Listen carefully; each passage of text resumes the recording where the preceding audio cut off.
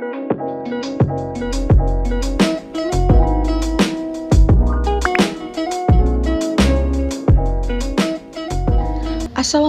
warahmatullahi wabarakatuh. Halo teman-teman, hari ini kita akan belajar mengenai zat aditif dan zat adiktif. Setelah pembelajaran ini, Ustazah harap kalian dapat menyebutkan jenis-jenis zat aditif dan contohnya. Yang kedua, kalian dapat menyebutkan jenis-jenis zat adiktif. Yang ketiga, kalian dapat menjelaskan cara kerja zat adiktif dalam tubuh. Dan yang terakhir, kalian dapat menjelaskan dampak penggunaan zat aditif dan adiktif bagi kesehatan tubuh. Tahukah kalian apa itu zat aditif? Zat aditif adalah bahan yang ditambahkan ke dalam makanan atau minuman, baik pada saat memproses, mengelola, mengemas, atau menyimpan makanan. Apa tujuannya? Tujuannya adalah untuk mempertahankan nilai gizi makanan karena selama proses pengolahan makanan ada zat gizi yang rusak atau hilang. Yang kedua, agar makanan lebih menarik. Yang ketiga, agar mutu dan kestabilan makanan tetap terjaga. Dan yang terakhir, agar makanan lebih tahan lama ketika disimpan.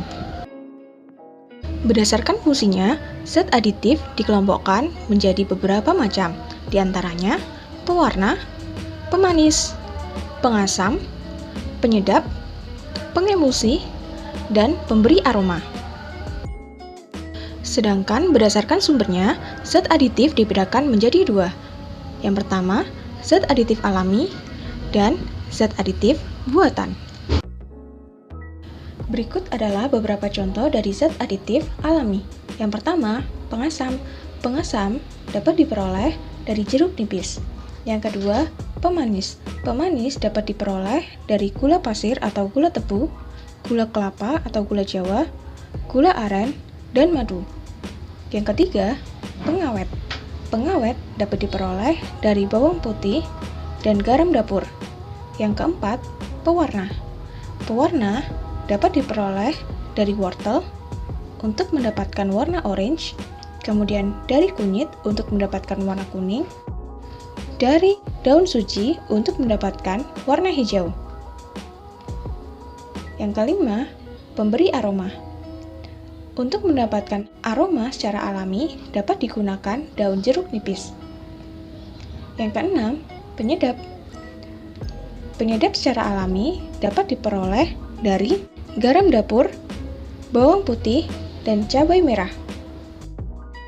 Berikut adalah beberapa contoh dari zat aditif buatan. Yang pertama, pengasam. Contohnya seperti asam asetat, asam sitrat, asam laktat, asam tartrat, natrium bikarbonat, dan amonium bikarbonat. Yang kedua, pemanis. Seperti sakarin yang memiliki kemanisan 300 kali lebih manis dari gula, aspartam yang memiliki kemanisan 200 kali lebih manis dari gula, asesulfam yang memiliki kemanisan 200 kali lebih manis dari gula, kemudian siklamat yang memiliki kemanisan 30 kali lebih manis dari gula. Yang ketiga adalah pengawet. Contohnya, natrium benzoat dan asam benzoat, kemudian natrium nitrit, asam propionat, dan asam sorbat. Yang keempat, pewarna. Seperti fast green FCF untuk warna hijau, sunset yellow FCF warna kuning, kemudian brilliant blue FCF untuk warna biru, coklat HT untuk warna coklat, Pontiac 4R untuk warna merah, dan erythrosin untuk warna merah. Yang kelima, pemberi aroma.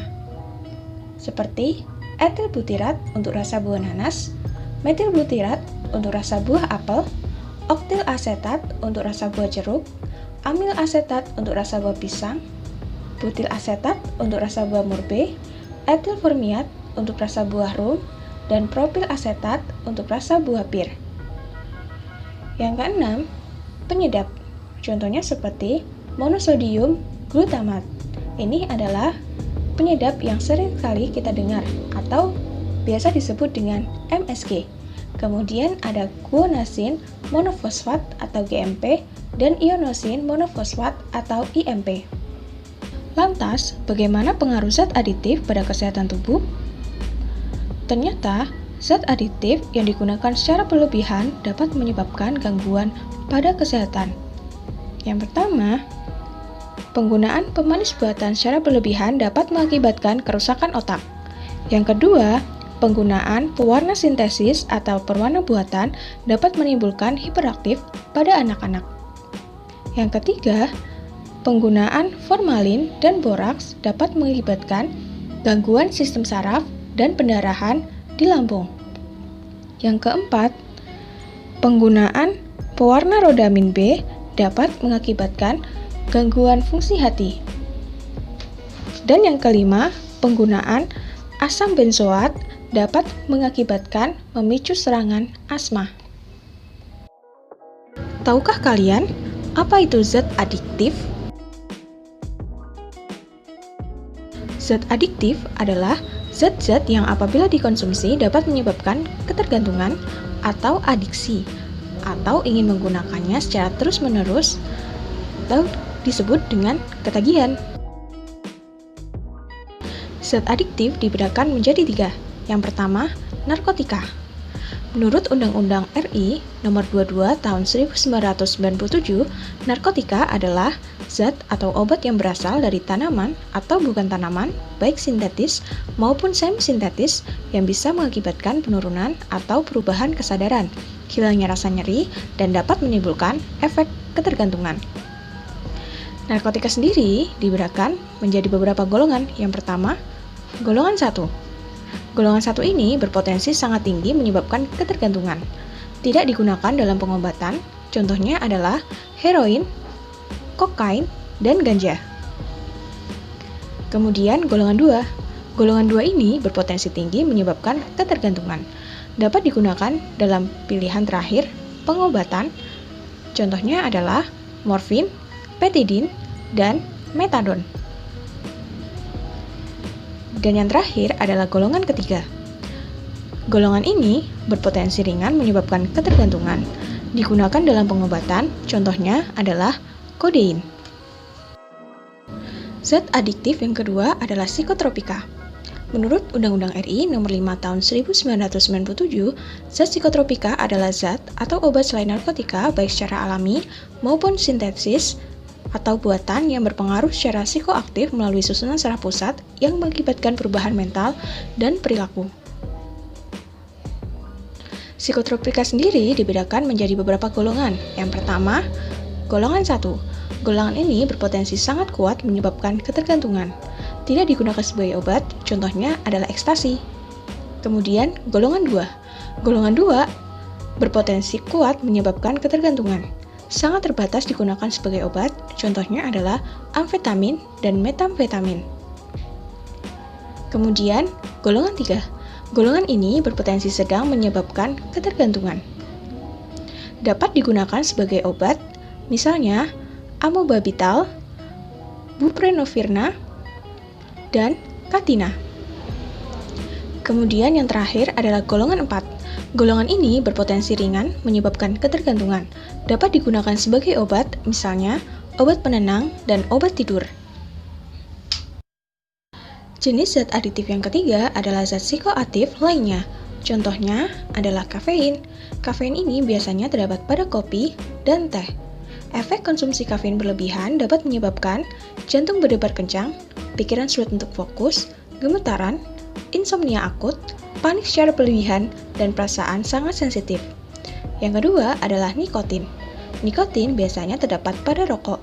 Efek ketergantungan pada rokok dapat menyebabkan mudah tersinggung, mudah marah, depresi, sulit untuk fokus dan konsentrasi, insomnia, sulit untuk beristirahat, serta penggunaan rokok secara terus-menerus dapat menyebabkan impotensi, penyakit paru-paru, gangguan tenggorokan, dan masih banyak lainnya. Yang ketiga adalah minuman keras atau beralkohol. Minuman keras ini dibedakan menjadi 3 golongan. Yang pertama, golongan A. Golongan ini berkadar alkohol 1-5% seperti bir. Golongan kedua yaitu golongan B. Berkadar alkohol lebih dari 5-20% seperti anggur atau wine. Yang ketiga adalah golongan C. Golongan ini berkadar alkohol lebih dari 20-45% seperti arak, whisky, dan vodka.